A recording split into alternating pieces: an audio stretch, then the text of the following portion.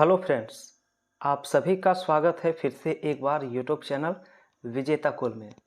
और साथियों, ये वीडियो आप सभी के सिविल कोर्ट प्यून का होने वाला है, जिसमें हम टोटल 50 क्वेश्चन डिस्कस करेंगे। 35 सवाल हिंदी का होगा और 15 सवाल जो है वो इंग्लिश का होगा। और फ्रेंड्स, आप सभी को बता दें कि मैथ का 35 सवाल जो आपका होगा, तो मैथ के लिए आप सभी को लाइव सेशन में जुड़ना होगा, जहां पर मैथ का 35 सवाल आप लोग सॉल्व कर पाएंगे। तो समय होगा रात 8 बजे से। रात 8 बजे से आप लोग लाइव जुड़िए, ठीक है, इसी चैनल पे, जहां पर हम 35 सवाल मैथ का सिर्फ उसमें डिस्कस करने वाले हैं, ठीक है। तो आइए फिर 50 क्वेश्चन इसमें सॉल्व करते हैं और आप लोग देखिए आज के इस सेट में कितना सही कर पा रहे हैं, ठीक है। और चलिए शुरू करते हैं। उससे पहले फ्रेंड्स, आप लोग ज़रूर कमेंट करके बताइएगा, क्या आप लोग हिंदी में 35 में 35 लाना चाहते हैं? तो एक बार हिंदी का क्या आप लोग घटना चक्र पूरा कंप्लीट करना चाहते हैं, घटना चक्र? तो आप लोग कमेंट जरूर करिएगा। अगर आप लोग इसके प्रति इच्छुक होंगे तो बिल्कुल हम घटना चक्र को भी हिंदी का समाप्त करेंगे। तो ये भी काफ़ी महत्वपूर्ण होगा आप सभी के एग्ज़ाम के लिए। तो जब तक समय है, जितना ज़्यादा से ज़्यादा आप लोग तैयारी कर सकते हैं उतना बेटर होगा आपके एग्ज़ाम के लिए, क्योंकि हिंदी का बहुत ज़्यादा वेटेज है। इसमें 35 क्वेश्चन हिंदी का पूछा जाएगा, ठीक है। तो घटना चक्र अगर आप पूरा कर लेते हैं तो शायद आप इससे ज़्यादा क्वेश्चन आपके एग्जाम में पूछे जाने की संभावना नहीं होगी। तो आइए शुरू करते हैं पहला सवाल से। आप लोग आंसर कमेंट करिए। पहला सवाल है कि विद्यालय का समास विग्रह क्या होगा? विद्यालय का समास विग्रह क्या होगा? तो इसका होता है विद्या का आलय, यानी कि विद्या का घर। आलय का मतलब क्या होता है? घर होता है। और संधि विच्छेद अगर करते हैं तो विद्या जोड़ आलय होता है। संधि विच्छेद में क्या होता है? विद्या जोड़ आलय होता है, ठीक है। चलिए आगे बढ़ते हैं। आप लोग सेकेंड क्वेश्चन का आंसर बताइए। दूसरा सवाल का आंसर क्या होगा? देखिए, दूसरा सवाल में लिखा गया है कि नीला किस प्रकार का विशेषण है? नीला जो है वो किस प्रकार का विशेषण है? तो नीला जो है वो विशेषता बता रहा है, और विशेषता जो होता है ये गुण वाचक में आता है। गुणवाचक विशेषण इसका क्या होगा? Right answer. जिसमें किसी के गुण, अवस्था, रंग इत्यादि का बोध होता है तो वो आपका गुणवाचक विशेषण कहलाता है। तो राइट आंसर क्या होगा इसका? ऑप्शन बी हो जाएगा। अगला सवाल 3 है। लिखा है निम्न में से कर्ता इनमें से कौन सा है? तो कर्ता वो होता है जो काम को करने वाला होता है। जो काम को करता है वो कर्ता होता है। और यहाँ पर राम जो आपका दिया गया है, राम, ये आपका कर्ता है। ऑप्शन इसका बी होगा। चलिए आगे बढ़ते हैं 4 नंबर सवाल में। इसमें लिखा गया है कि सही वर्तनी वाले शब्द को पहचानिए, यानी कि आवश्यकता किस ऑप्शन में सही लिखा गया है? तो आवश्यकता इसमें ऑप्शन डी में लिखा हुआ राइट होगा, जो ऑप्शन डी में दिया गया। नेक्स्ट लिखा है 5 नंबर। लिखा है निम्न में से कौन सा मुहावरा है? इनमें से मुहावरा की पहचान करें। पहला ऑप्शन है सिर पर चढ़ाना। तो बिल्कुल पहला ऑप्शन सही है। जो सिर पर चढ़ाना दिया है ये मुहावरा लिखा गया है। आप लोग इसका अर्थ कमेंट करिए, ठीक है। सिर पर चढ़ाना, इस मुहावरे का अर्थ क्या है? चलिए आप लोग इसका आंसर कमेंट करिए, क्योंकि कई बार हम डिस्कस किए हैं। अगला सवाल 6 नंबर है। 6 में लिखा है कि जिसका कोई उत्तर ना हो उसे क्या कहा जाता है? तो जिसका कोई उत्तर नहीं हो उसे निरुत्तर कहा जाता है। याद रखिएगा, उसे क्या कहा जाता है? निरुत्तर। अगला सवाल 7 में लिखा है सत्य शब्द किस प्रकार का शब्द है? तो सत्य जो है तो सिंपली ये संज्ञा हो जाएगा। संज्ञा यहाँ पर राइट आंसर डी होगा। सत्य जो है वो आपका संज्ञा हो जाएगा, ठीक है। अगला सवाल है 8 में। लिखा गया कठिनाई शब्द का संधि विच्छेद बताइए क्या है? तो कठिनाई का होता है कठिन प्लस आई। क्या होता है? कठिन प्लस आई होता है, जो ऑप्शन डी में दिया गया।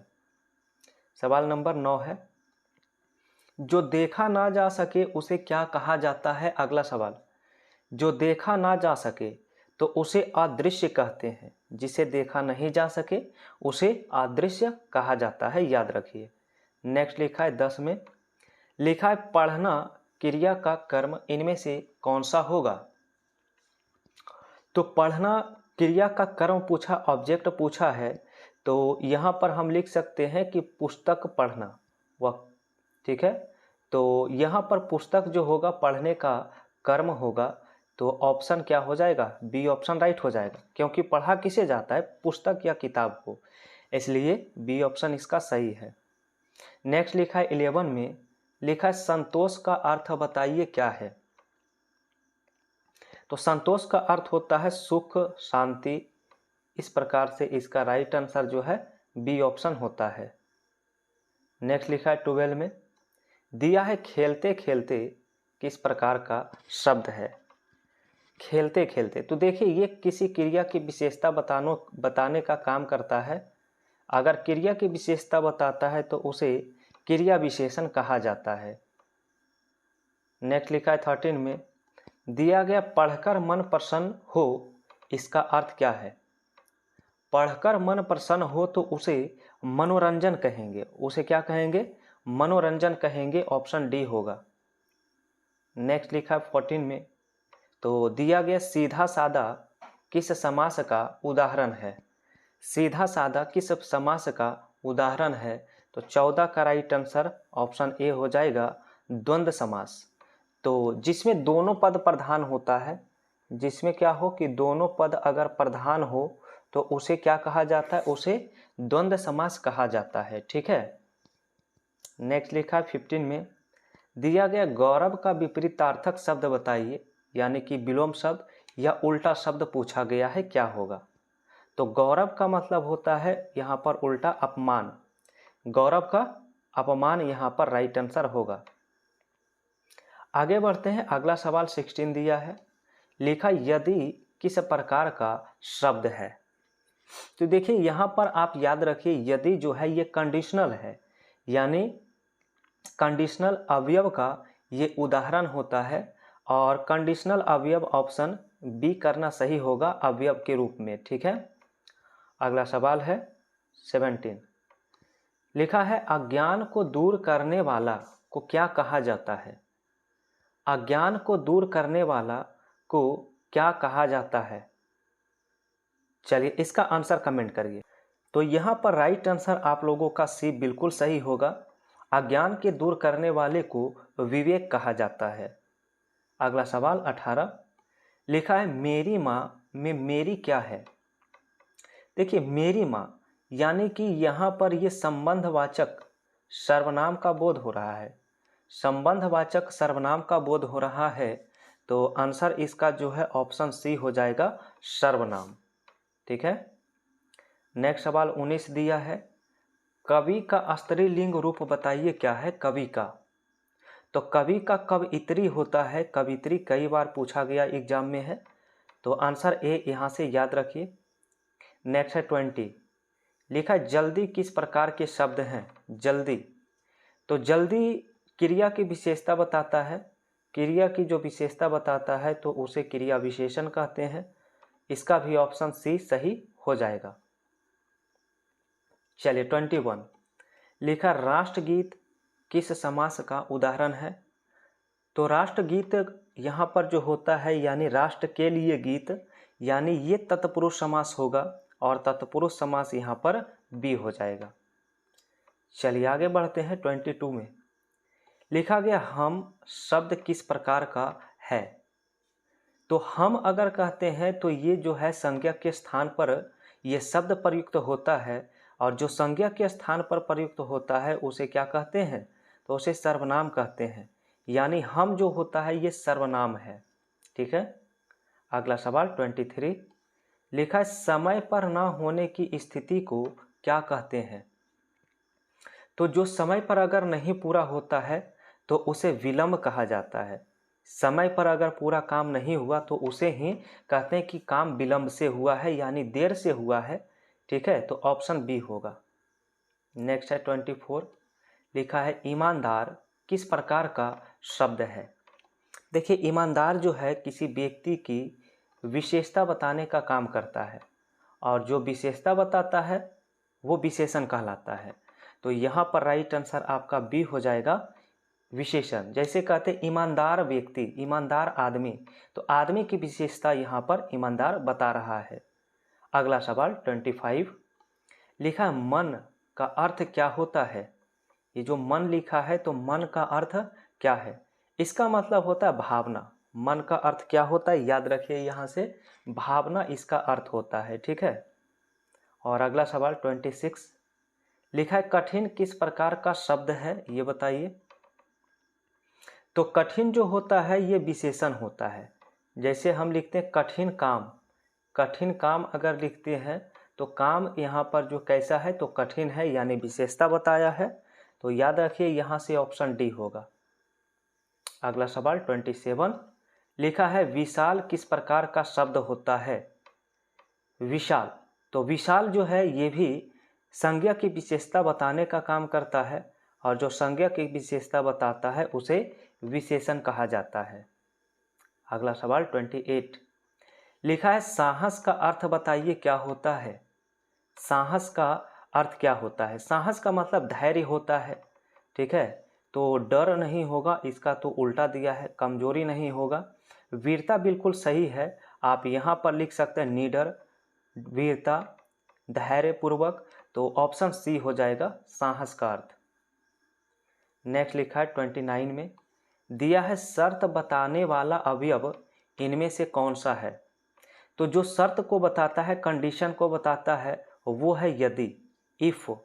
जैसे कहते हैं कि यदि तुम पढ़ोगे तो पास होगे, तो यहाँ पर कंडीशन है कि जब तुम पढ़ोगे तभी पास होगे, अर्थात यहाँ पर यदि जो है ये कंडीशन बताने वाला अवयव होता है, ठीक है। अगला सवाल 30 में दिया है कमल किसका उदाहरण है बताइए। कमल, तो कमल जो है ये फूल का उदाहरण है, सिंपल सा सवाल है। कमल क्या है, तो फूल का उदाहरण है। नेक्स्ट है 31, इसमें कहा है कि देशभक्ति शब्द किसके योग से बना है। देशभक्ति, तो देशभक्ति को अगर आप तोड़ेंगे तो सीधा सी हो जाएगा देश प्लस भक्ति, तो ऑप्शन ए करना सही होगा। आगे का सवाल देखिए 32 में, तो लिखा गया कि जो दूसरों की मदद करे उसे क्या कहते हैं। तो जो दूसरों की मदद करता है उसे परोपकारी कहते हैं, दूसरों की मदद करता है उसे परोपकारी कहते हैं, ठीक है। अगला सवाल 33, लिखा है कि कौन किस प्रकार का शब्द है यहाँ पर। तो कौन जो होता है याद रखिएगा यहाँ पर सर्वनाम है, और ये आपका कौन सा सर्वनाम है, तो अनिश्चयवाचक सर्वनाम में आता है, ठीक है। यहाँ पर ये अनिश्चयवाचक सर्वनाम के अंतर्गत आता है, ठीक है। नेक्स्ट है 34, लिखा गया सच्चाई का पर्यायवाची शब्द बताइए क्या है। तो सच्चाई का असत्य नहीं होगा, इसका उल्टा शब्द है ये। मिथ्या का मतलब होता है झूठा, तो ये भी नहीं होगा। सत्य सही होगा, सच्चाई का सत्य आप लिख सकते हैं इसके पर्यायवाची में। नेक्स्ट लिखा है 35, चलिए एक सवाल आप सभी को कमेंट बॉक्स में कमेंट करना है। 35 नंबर सवाल का आंसर कमेंट करिए। लिखा हुआ है कि सुख का विलोम शब्द बताइए क्या है। इसका आंसर हमें बिल्कुल 100% उम्मीद है आप लोग सभी सही कर पाएंगे। तो सुख का उल्टा बताइए क्या होगा। ऑप्शन में दिया हुआ प्रेम, दुख, शांति और सेवा। तो एक क्वेश्चन आप सभी के लिए, चलिए इसका आंसर आप लोग कमेंट करिए। और आइए अब इंग्लिश का सवाल शुरू होता है। तो इंग्लिश में 15 सवाल आपका पूछा जाता है। तो यहाँ से इंग्लिश लैंग्वेज का सवाल शुरू हो रहा है। फर्स्ट का आंसर आप लोग कमेंट करिए। पहला सवाल है चूज द करेक्ट सेंटेंस। इनमें कौन सा सेंटेंस जो है वो सही लिखा गया है, चलिए देखते हैं। पहला ऑप्शन है ही गो टू स्कूल। तो फ्रेंड्स अगर सिंपल प्रेजेंट टेंस में अगर सेंटेंस हो तो थर्ड पर्सन के बाद V1 नहीं V5 आता है। थर्ड पर्सन के साथ जो है हम लोग वर्ब का 5वां रूप प्रयोग करते हैं, इसलिए पहला ऑप्शन गलत है। बी ऑप्शन भी क्या हो जाएगा, यहाँ पर गलत हो जाएगा क्योंकि V4 का प्रयोग किया गया है, इसलिए दूसरा ऑप्शन भी गलत है। तीसरा ऑप्शन बिल्कुल सही है। गोज जो होता है वर्ब का 5वां रूप होता है गो का, इसलिए सी आंसर राइट है। He goes to school every day. ठीक है, चलिए ओके, दूसरा सवाल का आंसर बताइए। इसमें कहा गया है कि कौन सा प्रीपोजिशन इसमें सही होगा। सी इज गुड सिंगिंग, वह गाने में बहुत ही कुशल है। तो देखिए, अगर किसी क्षेत्र में कुशलता या दक्षता दर्शा रहा हो तो उसके साथ हम लोग गुड के साथ जो है एट का प्रयोग करते हैं। किसके एट का प्रयोग करते हैं, तो एट आपका ऑप्शन ए में दिया गया है, इसका राइट आंसर ए हो जाएगा। ठीक है, सवाल नंबर 3 में का identify the verb in the following sentence, यानी वर्ब पहचानना है कहाँ है। सवाल है they are playing in the park, they are playing in the park. अब इसमें वर्ब की पहचान करना है, तो प्लेइंग जो आपका लिखा गया है प्लेइंग, तो ये आपका क्या हो जाएगा, यहाँ पर वर्ब हो जाएगा। प्लेइंग जो है वर्ब का चौथा रूप है, तो ऑप्शन बी हो जाएगा यहाँ से राइट आंसर। आगे बढ़ते हैं, अगला सवाल 4 है। लिखा है कि choose the correct synonym of the happy. तो हैप्पी का अर्थ होता है खुश होना, और इसकी अगर साइनो की बात किया जाए तो ऑप्शन देखेंगे कौन सा ऑप्शन सही है। सैड तो नहीं होगा, सैड का मतलब दुखी होता है। जॉयफुल का मतलब होता है खुश होना, तो ऑप्शन बी हो जाएगा राइट आंसर। चलिए, तो सिंपल सा सवाल था। अगला सवाल देखेंगे तो 5 में एक आंसर बताना है। एक फिलर्स है, आर्टिकल भरना है। क्वेश्चन है सी हैज एप्पल। अब यहाँ पे कौन सा ऑप्शन भरना सही होगा, कौन सा आर्टिकल होगा। तो अगर कोई वर्ड जो है वो वॉवेल साउंड से अगर शुरू होता है, तो वॉवेल साउंड के पहले जो आर्टिकल आता है वो एन आता है, और कॉन्सोनेंट वॉवेल के पहले ए का प्रयोग होता है। तो यहाँ पर एन एप्पल लिखना होगा। क्या लिखना है, एन एप्पल हो जाएगा यहाँ पर आंसर। चलिए आगे बढ़ते हैं, अगला सवाल 6 है। लिखा है choose the correct plural form of child. तो चाइल्ड का प्लूरल बनाना है, तो चाइल्ड का चिल्ड्रेन होता है, चाइल्ड्स नहीं। अगर ए ऑप्शन लिखते हैं तो गलत होगा।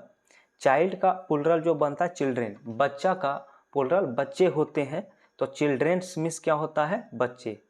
ठीक है, चलिए आगे बढ़ते हैं, और अगला सवाल 7 में कहा है ही dash his homework every day, और यहाँ पर लिखा गया करेक्ट वर्ब, इसमें भरिए कौन सा होगा।